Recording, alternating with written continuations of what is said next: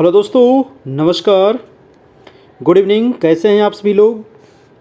आशा करते हैं आप लोग काफ़ी अच्छे होंगे और तैयारी कर रहे होंगे दोस्तों। तो चलिए शुरू करते हैं आज की क्लास सहायक शिक्षा विकास पदाधिकारी का। जी हाँ दोस्तों, सहायक शिक्षा विकास पदाधिकारी का आपकी क्लास चल रही है और डेली आपकी जो क्लास होती है वो रात में 9 बजे से होती है ना। कल आपकी क्लास नहीं हुई थी। और ये जो टेस्ट हो रही है दोस्तों, ये टेस्ट नंबर आज होगा आपका 26, ठीक है। टॉप के 50 प्रश्न है और उसके अलावे महत्वपूर्ण आपका वन लाइनर भी 30 से 40 प्रश्न आपको लेकर के आए हैं आज। काफ़ी महत्वपूर्ण है। देखिए, हम लोग अभी तक 25 टेस्ट कर लिए हैं। 25 टेस्ट में दोस्तों मॉडर्न हिस्ट्री है ना, मॉडर्न हिस्ट्री यानी कि आधुनिक भारत, ठीक है, आधुनिक भारत का वन लाइनर आपको कंप्लीट करवाया गया है ना। उसमें आपको प्राचीन भारत, मध्यकालीन भारत और आधुनिक भारत, तीनों उसमें दोस्तों आपका आधुनिक भारत से ज़्यादा महत्वपूर्ण था। कुछ प्राचीन के भी प्रश्न थे है ना। पूरा इतिहास वन लाइनर में कंप्लीट कराया गया। और उसके अलावे आज से जो आपके वन लाइनर जो क्वेश्चन होंगे वो ज्योग्राफी के प्रश्न होंगे, काफ़ी महत्वपूर्ण है ना। और ये एनसीईआरटी पर ही आधारित ये सारे सवाल हैं और जो एग्ज़ाम होगी आपकी बीपीएससी के द्वारा उसी के अनुसार दोस्तों आपका ये टेस्ट हो रहा है। तो एग्ज़ाम में यहाँ से बहुत सारा क्वेश्चन देखने को ज़रूर मिलेगा आपको। बस पूरा टेस्ट आप देखिएगा, जितना टेस्ट अभी तक हुआ है इसको आप दोहराते चलिएगा। इसका पीडीएफ हम आपको ग्रुप में भेज देंगे। ग्रुप में नहीं जुड़े हैं तो ये नंबर आपको दिया गया है जहाँ से आप हमारे ग्रुप में जुड़ सकते हैं। अभी मात्र इसमें 399 जुड़ने का चार्ज है ना। तो इस नंबर पर आपको पे करके व्हाट्सएप पे है ना मैसेज करना होगा, उसके बाद आपको ऐड कर दिया जाएगा। चलिए दोस्तों, आज की क्लास को हम लोग आगे बढ़ाते हैं और आज का पहला सवाल देखते हैं क्या है ना। आप लोग अपना अपना कमेंट करते चलना है। चलिए आज का पहला सवाल देखिए, निम्नलिखित में से कौन अवध का अंतिम नवाब था? जी हाँ दोस्तों, अवध का अंतिम नवाब कौन था ये आपसे पूछा जा रहा है। ऑप्शन है सआदत खां, वाजिद अली शाह, शुजाउद्दौला और मंसूर खां। क्या होगा फर्स्ट का? कौन अवध का अंतिम नवाब था? देखिए, अवध का अंतिम नवाब जो था वो वाजिद अली शाह थे है ना। फटाफट आप लोग अपना आंसर करते चलना है। ऑप्शन नंबर हो जाएगा बी, वाजिद अली शाह। अगला प्रश्न है दूसरा नंबर, देखिएगा। दूसरा सवाल कह रहा है दोस्तों कि पूर्ण स्वाधीनता का प्रस्ताव कांग्रेस के किस अधिवेशन में पारित किया गया था? जी हाँ, बताइए दोस्तों। पूर्ण स्वाधीनता है ना, पूर्ण स्वाधीनता यानी कि पूर्ण स्वराज। स्वाधीनता को आप स्वराज भी कह सकते हैं, पूर्ण स्वराज। कई बार आप लोग को बताया गया है, सिर्फ स्वराज अगर पूछे तब हो जाएगा आपका 1906 ईस्वी में दोस्तों है ना, दादा भाई नौरोजी के द्वारा ये मांग किया गया था स्वराज की। और पूर्ण स्वराज का प्रस्ताव जो पेश किया गया था वो किस अधिवेशन में? तो वो अधिवेशन हुआ था लाहौर अधिवेशन है ना। याद रखना है, लाहौर अधिवेशन 31 दिसंबर 1929 को, ठीक है, लाहौर में हुआ था, रावी नदी के तट पर। ऑप्शन नंबर हो जाएगा आपका सी नंबर। चलिए अगला प्रश्न है आपका 3 नंबर। कह रहा है कि बंगाल विभाजन की घोषणा के बाद किसके नेतृत्व में मुसलमानों का एक विशिष्ट मंडल वायसराय लॉर्ड मिंटो ने किया था? है ना। बंगाल विभाजन की घोषणा के बाद दोस्तों किसके नेतृत्व में मुसलमानों का एक शिष्टमंडल वायसराय लॉर्ड मिंटो से मिला था दोस्तों है ना। मुसलमान के लिए अलग से शिष्टमंडल का। तो थर्ड का आपका आंसर हो जाएगा आगा खां है ना। किसके नेतृत्व में? तो आगा खां। ऑप्शन नंबर आपका हो जाएगा आंसर नंबर सी है ना। तो आगा खां के नेतृत्व में ही मुसलमानों का एक शिष्टमंडल वायसराय लॉर्ड मिंटो से मिला था आपका। नेक्स्ट प्रश्न है आपका 4 नंबर। 4 नंबर सवाल कह रहा है कि निम्नलिखित में से किस योजना को डिकी बर्ड प्लान के नाम से भी जाना जाता है? बताइए, डिकी बर्ड प्लान के नाम से किस योजना को जाना जाता है? माउंटबेटन योजना, बेबल योजना, कैबिनेट मिशन योजना, इनमें से कोई नहीं। क्या होगा आपका 4 का आंसर? क्या होगा?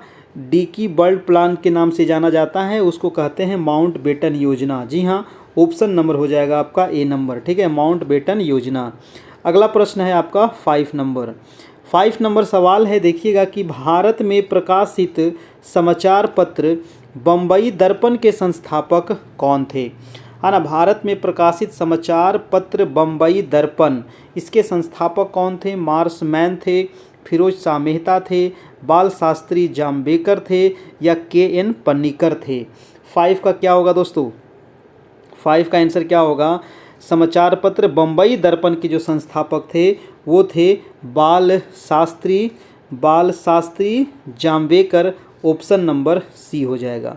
ठीक है, अगला प्रश्न देखते हैं आपका 6 नंबर। और देखिए वीडियो को आप लोग थोड़ा लाइक वाइक भी कर दीजिएगा, है ना। और चैनल पर नए होंगे तो सब्सक्राइब कर लेना है, आपको 9 बजे से नोटिफिकेशन मिल जाएगा। अगला प्रश्न है कि प्रथम 3 आश्रम का उल्लेख किस उपनिषद में है ना। प्रथम 3 आश्रम छंदोग्योपनिषद या फिर जाबालोपनिषद या फिर बृहदारण्यकोपनिषद या फिर कठोपनिषद, किसमें दोस्तों प्रथम 3 आश्रय का उल्लेख मिलता है ना, किस उपनिषद में। तो 6 का हो जाएगा आपका छंदोग्योपनिषद, आपका ऑप्शन नंबर हो जाएगा ए नंबर। ठीक है, ऑप्शन नंबर हो जाएगा आपका ए। ठीक है, 6 का आंसर क्या हो जाएगा ए। अगला प्रश्न देखिएगा 7 नंबर। 7 नंबर जवाब दीजिएगा दोस्तों, है ना। प्रश्न क्या कह रहा है 7 नंबर। 7 नंबर कह रहा है कि निम्नलिखित में से कौन सा भारत में सबसे बड़ा हड़प्पा कालीन स्थल है। हड़प्पा कालीन सबसे बड़ा स्थल कौन सा है। क्या होगा, मोहनजोदड़ो है, राखी गढ़ी है, चन्हूदड़ो है या धौलावीरा है। क्या होगा 7 का, फटाफट आप लोग जवाब देते चलिए।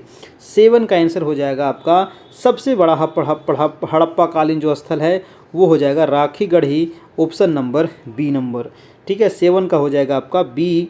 अगला प्रश्न है कि आर्यों के मूल निवास के संबंध में किस विद्वान का मत था कि इनका मूल निवास तिब्बत था। जी हाँ दोस्तों, क्या होगा 8 का आंसर, है ना। आर्यों के मूल निवास के संबंध में किस विद्वान का मत था कि इनका मूल निवास कहाँ है, तिब्बत था, है ना। तो मैक्स मूलर या फिर गंगानाथ झा, दयानंद सरस्वती या फिर संपूर्णानंद। 8 का क्या होगा, देखिए आर्यों का मूल निवास जो ये कथन था कि इनका निवास तिब्बत था, ये कहे थे आपको स्वामी दयानंद सरस्वती जी के द्वारा, ये कहना था इन्हीं का। 8 का हो जाएगा आपका सी नंबर। अगला प्रश्न देखिएगा आपका 9 नंबर। 9 नंबर प्रश्न कह रहा है कि किस धर्म का यह मत है कि मोक्ष इस जीवन में भी संभव है, इसे प्राप्त करने के लिए मृत्यु आवश्यक नहीं है ना। ये किस धर्म का मत है ये बताना है।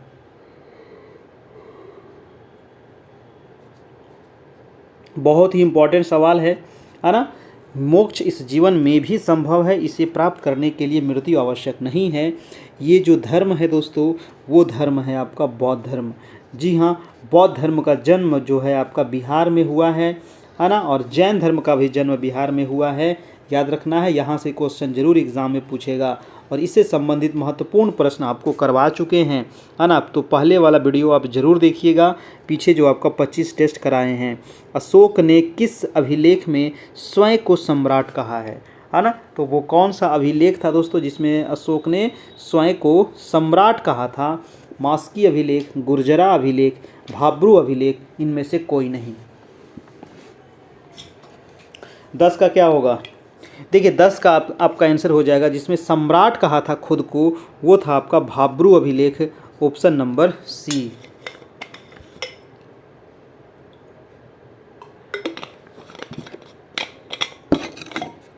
चलिए अगला प्रश्न देखते हैं कि दशावतार मंदिर का निर्माण किस काल में हुआ था दोस्तों, बताइएगा। दशावतार मंदिर का निर्माण जो है ये किस काल में हुआ था। गुप्त काल, मौर्य काल, गुप्तोत्तर काल या कुषाण काल।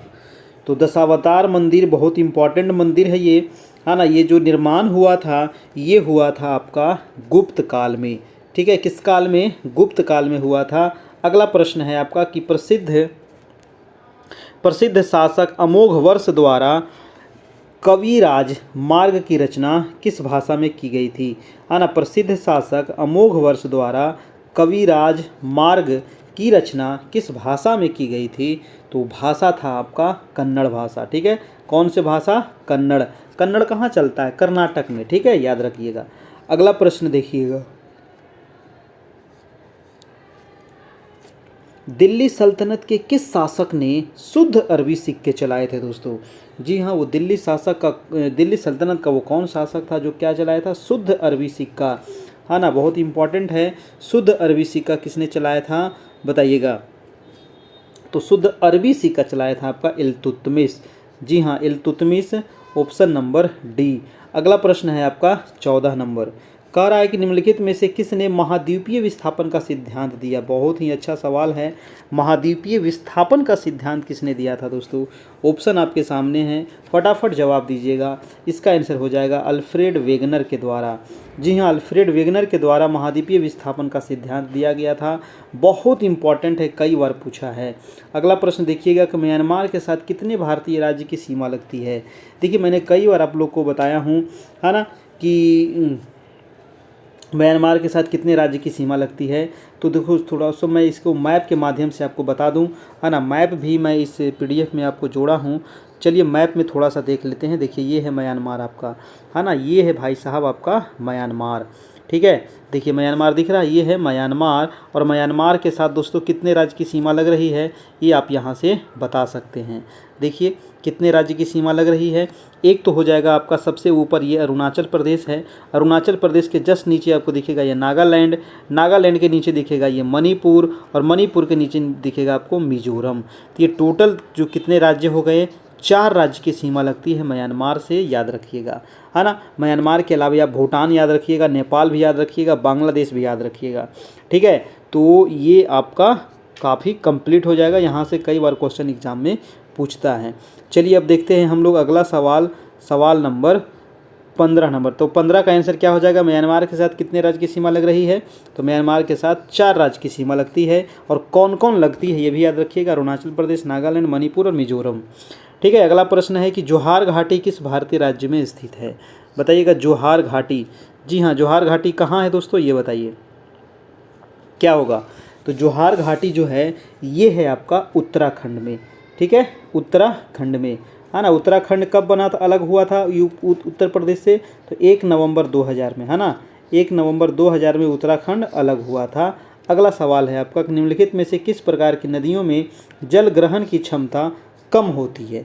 अब देखिए, जल ग्रहण की क्षमता कम किस प्रकार की नदी में होगी। तो हिमालयी नदियाँ, या फिर प्रायद्वीपीय नदियाँ, या दोनों, या कोई नहीं। तो कॉमन सेंस लगाने वाली बात है, कई बार आप लोग को बताए हैं कि जो हिमालयी नदियाँ होती है ये कैसी नदियाँ होती है। इसको कहते हैं 12 मासी, है ना, 12 मासी नदी इसको कहते हैं, क्योंकि इसमें 12 महीना पानी रहता है ना।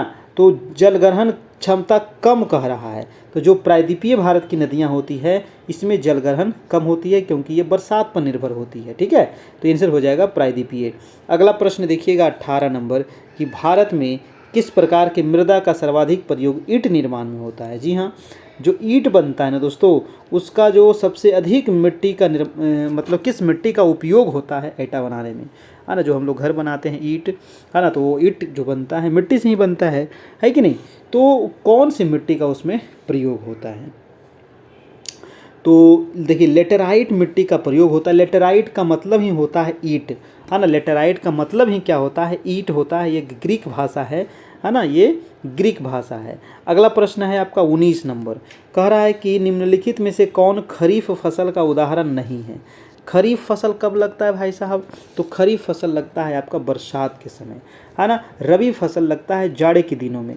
तो कौन सा खरीफ फसल नहीं है, अब देखिए, सरसों क्या खरीफ फसल है। सरसों भाई साहब लगता है ठंडा के दिन में, तो सरसों ही हमारा आंसर हो जाएगा। सरसों कौन सा फसल हो जाएगा, ये रबी का फसल हो जाएगा, है ना। बाकी ये ज्वार, बाजरा, अरहर क्या है, सब खरीफ फसल है। अगला प्रश्न है आपका 20 नंबर। 20 नंबर है कि कोल इंडिया लिमिटेड की स्थापना किस वर्ष की गई। बहुत इंपॉर्टेंट है, बताइएगा, कोल इंडिया लिमिटेड। तो कोल इंडिया जो लिमिटेड है इसकी स्थापना हुई थी 1975 में। ठीक है, 1975 में इसकी स्थापना होती है। Option number C. अगला प्रश्न है आपका प्रश्न नंबर 21 नंबर। 21 कह रहा है दोस्तों कि केंद्र राज्य संबंधों पर गठित एम मुनपुंछी आयोग का गठन किस वर्ष किया गया था। बहुत इंपॉर्टेंट ये आयोग है दोस्तों, केंद्र राज्य संबंध से संबंधित है। कभी कभी ऐसे पूछ देगा कि एम पुंछी आयोग किस से संबंधित है, तो केंद्र राज्य संबंध से संबंधित है। ठीक है, तो ये मतलब किस वर्ष आया था दोस्तों, ये पूछ रहा है। इस जो आयोग है इसका गठन कब हुआ था ये बताना है। तो हो जाएगा आपका 2007 में इसका गठन हुआ था। ठीक है, 21 का हो जाएगा आपका सी नंबर। अगला सवाल देखते हैं, आपका सवाल नंबर है 22 नंबर। 22 नंबर प्रश्न कह रहा है कि भारतीय संविधान के किस अनुच्छेद के तहत राष्ट्रपति राज्यपाल की नियुक्ति करता है ना। भारतीय संविधान के वो कौन सा अनुच्छेद है जिसके तहत जो राष्ट्रपति है वो राज्यपाल की नियुक्ति करते हैं, यानी कि राज्यपाल का वर्णन कितने अनुच्छेद में है ना। देखिए राज्यपाल जी जो हमारे हैं ये हैं आपके अनुच्छेद नंबर 155। जी हाँ, अनुच्छेद कितना है 155 हो जाएगा आपका 22 का। ठीक है, राष्ट्रपति राज्यपाल किस अनुच्छेद के तहत राष्ट्रपति राज्यपाल की नियुक्ति करते हैं, है ना। ये नियुक्ति वाला मामला है तो ये ध्यान रखना है आपका। ठीक है, तो नियुक्ति जो करते हैं अनुच्छेद 155 के तहत करते हैं। अगला प्रश्न है आपका 23 नंबर। 23 नंबर है कि दोनों सदनों की संयुक्त बैठक की अध्यक्षता कौन करता है। एक तो कई बार क्वेश्चन ये हम आप लोग को बता चुके हैं कि जब भी दोनों सदन का मतलब लोकसभा और राज्यसभा, ठीक है, दोनों सदन बुलाते कौन है, तो बुलाते हैं भाई साहब आपके राष्ट्रपति, लेकिन अध्यक्षता जो करेंगे ये लोकसभा के अध्यक्ष करेंगे। तो 23 का हो जाएगा आपका आंसर नंबर बी। अगला प्रश्न है आपका 24 नंबर। कह रहा है कि संसद के सत्रारंभ होने के बाद राष्ट्रपति द्वारा जारी अध्यादेश कितने समय के भीतर दोनों सदनों द्वारा अनिवार्य रूप से पारित किया जाना चाहिए, है ना। तो संसद का जब सत्र शुरू हो जाता है ना, तो उसके बाद राष्ट्रपति द्वारा जो जारी अध्यादेश है ये कितने समय के भीतर दोनों सदन के द्वारा दोस्तों अनिवार्य रूप से पारित किया जाना चाहिए। तो इसका जो आंसर हो जाएगा वो हो जाएगा 6 सप्ताह, है ना। कितना दिन, 6 सप्ताह। ठीक है, ऑप्शन नंबर हो जाएगा बी। अगला प्रश्न है आपका 25 नंबर। 25 नंबर कह रहा है कि भारतीय संविधान में संसदीय विशेषाधिकार किस देश के संविधान से लिया गया है ना। भारतीय संविधान में संसदीय विशेषाधिकार जो है ये किस देश के संविधान से लिया गया है, बताइएगा। देखिए संसदीय विशेषाधिकार कहाँ से लिया गया है भाई, तो 25 का हो जाएगा आपका ऑस्ट्रेलिया से लिया गया है संसदीय विशेषाधिकार। ठीक है, ऑस्ट्रेलिया से ही दोस्तों आपको समवर्ती सूची भी लिया गया है, प्रस्तावना की भाषा लिया गया है, याद रखना है। अगला प्रश्न है आपका 26 नंबर। कह रहा है कि किस अधिनियम के अंतर्गत प्रांतीय विषयों को 2 उपवर्गों में विभाजित किया गया है ना। किस अधिनियम के अंतर्गत प्रांतीय विषय को 2 उपवर्ग में विभाजित किया गया है, एक आरक्षित तथा हस्तांतरित।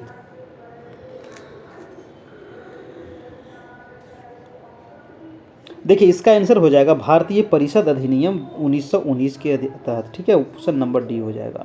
अगला प्रश्न है आपका 25 नंबर। 25 कह रहा है कि किस स्तंभ शिलालेख में समुद्रगुप्त की उपलब्धियां अभिलिखित की गई है जो अपनी विजय के लिए नेपोलियन ऑफ इंडिया के नाम से भी जाना जाता था। जी हाँ दोस्तों, जो हमारे समुद्रगुप्त थे, जो आपका शासक था, इनको भारत का नेपोलियन भी इनको कहा जाता है। कई बार एग्जाम में पूछा है कि भारत का नेपोलियन किसको कहते हैं, समुद्रगुप्त को कहते हैं, है ना। तो ये किस शिलालेख में वर्णन है ये बताना है ना। तो 27 का हो जाएगा आपका इलाहाबाद स्तंभ में ये वर्णन किया गया है। ठीक है, इलाहाबाद स्तंभ में। अगला प्रश्न है आपका कि भारतीय संविधान की प्रस्तावना में भारत को किस रूप में घोषित किया गया है ना। भारतीय संविधान की प्रस्तावना में दोस्तों भारत को किस रूप में घोषित किया गया है ये बताइएगा। तो 28 का जो आपका आंसर हो जाएगा, भारत को एक सार्वभौम समाजवादी धर्मनिरपेक्ष, है ना, प्रजातांत्रिक गणतंत्र के रूप में घोषित किया गया है। आंसर हो जाएगा आपका सी नंबर 28 का। 29 नंबर है कि निम्नलिखित में से कौन सा मूलभूत अधिकार नहीं है, बताइएगा। मूलभूत अधिकार कौन सा नहीं है, क्या होगा। संवैधानिक प्रतिकार का अधिकार, शांतिपूर्ण एकत्र होने का अधिकार, ये तो आपका मौलिक अधिकार है। देश भर में आज़ादी के साथ आने जाने का अधिकार, ये भी सही है। कुछ दशाओं में काम, शिक्षा और लोक सहायता पाने का अधिकार, क्या होगा इसका, है ना। तो 29 का जो आंसर हो जाएगा, कौन सा मूल अधिकार नहीं है, तो डी नंबर जो है दोस्तों ये मूल अधिकार में नहीं आता है ना। संवैधानिक प्रतिकार का अधिकार ये भी मूल अधिकार में ही आ जाता है। अगला प्रश्न है आपका 30 नंबर कि भारत के नियंत्रक एवं महालेखा परीक्षक से संबंधित उपबंधों का वर्णन संविधान के किस भाग में किया गया है ना। नियंत्रक और महालेखा परीक्षक से संबंधित जो उपबंध है ये किस भाग में है ना। टोटल हमारे संविधान में कितने भाग हैं भाई, तो वर्तमान में 22 भाग हैं, और जब संविधान बना था तो उस समय भी 22 भाग था, है ना। ठीक है, याद रखिएगा। देखिए भाग में कई आपका जैसे कि मौलिक कर्तव्य है तो वो अलग से जुड़ गया है, भाग जैसे 4 के क जुड़ गया है। ठीक है, तो ये क को नहीं जोड़ा गया है, ये मूल रूप से आपका 22 भाग ही है, पहले भी था और अभी भी है। ठीक है, तो आंसर हो जाएगा, इसका आंसर क्या होगा, नियंत्रक महालेखा परीक्षक किस भाग में है, तो नियंत्रक महालेखा परीक्षक जो है वो 5 भाग 5 में है आपका। अगला प्रश्न देखिएगा आपका 31 नंबर।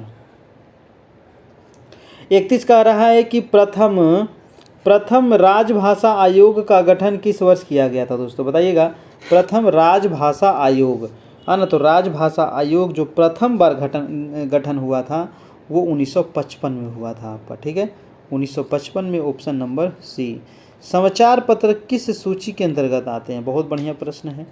जो समाचार पत्र जो हम लोग पढ़ते हैं ये किस सूची में आता है ना, संघीय सूची, राज्य सूची, समवर्ती सूची। तो ये जो आता है दोस्तों वो आता है समवर्ती सूची में, है ना। समाचार पत्र जो आता है ये समवर्ती सूची में, इस पर केंद्र सरकार और राज्य सरकार दोनों मिलकर के कानून बना सकती है। अगला प्रश्न देखिएगा 33 नंबर की, निम्नलिखित में से कौन पुस्तक प्रेमचंद द्वारा नहीं लिखी गई है। प्रेमचंद द्वारा कौन सी पुस्तक नहीं लिखी गई है, रंगभूमि तो प्रेमचंद का है, गोदान भी प्रेमचंद का है ना। अब निर्मला यशोधरा में क्या होगा, तो 33 का हो जाएगा दोस्तों यशोधरा, है ना, ये आपका प्रेमचंद जी का नहीं है।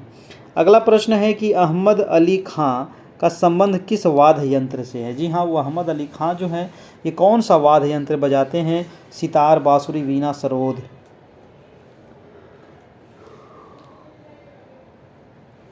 तो इसका आंसर हो जाएगा आपका सरोद। ठीक है, ऑप्शन नंबर आपका डी हो जाएगा। अगला प्रश्न है आपका 35 नंबर। 35 कह रहा है कि ग्रे बुक किस देश का सरकारी रिपोर्ट प्रकाशन दस्तावेज है दोस्तों। तो ग्रे बुक किस देश का है, ग्रे बुक जो है वो है आपका जापान और बेल्जियम का है दोस्तों आपका ग्रे बुक, याद रखिएगा, कई बार एग्जाम में पूछेगा। अगला प्रश्न है कि भारतीय वन प्रबंधन संस्थान का मुख्यालय कहाँ स्थित है। जी हाँ, भारतीय वन प्रबंधन संस्थान, तो भारतीय वन प्रबंधन जो संस्थान है ये है आपका भोपाल में। ठीक है, भारतीय वन प्रबंधन संस्थान। अगला प्रश्न है कि नई विज्ञान एवं प्रौद्योगिकी नीति को किस वर्ष लागू किया गया था। जी हाँ, नई विज्ञान एवं प्रौद्योगिकी नीति को तो 37 का हो जाएगा, 2003 में इसको लागू किया गया था। ठीक है, किस वर्ष लागू हुआ था, 2003 में। अगला प्रश्न है आपका 38 नंबर कि प्रथम 6 मुख्य बैंकों का राष्ट्रीयकरण किस पंचवर्षीय योजना के दौरान किया गया था। जी हाँ, तो 6 बैंक का राष्ट्रीयकरण जो हुआ था दोस्तों, है ना, ये कब हुआ था, तो ये हुआ था आपका 6ठी पंचवर्षीय योजना के तहत हुआ था, ऑप्शन नंबर सी। अगला प्रश्न है 39 नंबर की, भारत में योजना आयोग का गठन किस समिति के सिफारिश पर किया गया था, है ना। तो योजना आयोग का जो गठन हुआ था वो हुआ था आपका केसी नियोगी के सिफारिश पर। ठीक है, केसी नियोगी। अगला प्रश्न देखते हैं, प्रश्न नंबर है 40 नंबर। 40 नंबर कह रहा है कि कौन अप्रत्यक्ष कर के उदाहरण है ना, प्रत्यक्ष कर और अप्रत्यक्ष कर। तो अप्रत्यक्ष कर पूछ रहा है, 40 का हो जाएगा आपका कौन सा उदाहरण है, सेवा कर, बिक्री कर या सीमा शुल्क। ये सारे जो है ना दोस्तों ये सभी अप्रत्यक्ष कर है, याद रखिएगा, ऑप्शन नंबर डी हो जाएगा। नेक्स्ट प्रश्न है आपका 41 नंबर। कह रहा है कि यदि किसी अर्थव्यवस्था में अच्छी और बुरी मुद्राएं एक साथ प्रचलन में है तो बुरी मुद्रा अच्छी मुद्रा को प्रचलन से बाहर कर देती है, ये कथन किसका है।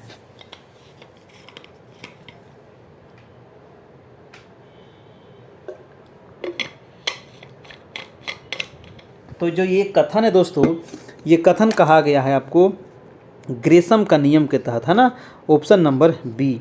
ठीक है, ग्रेसम का नियम। अगला प्रश्न है आपका कि निम्नलिखित में से कौन ग्रीन हाउस गैस का उदाहरण नहीं है ना। ग्रीन हाउस गैस का उदाहरण कौन सा नहीं है, मीथेन है, carbon dioxide, carbon monoxide, chlorofluorocarbon. तो ग्रीन हाउस गैस का जो उदाहरण नहीं है वो कार्बन मोनोऑक्साइड, ये ग्रीन हाउस गैस में नहीं आता है, CO इसका फॉर्मूला होता है, याद रखिएगा।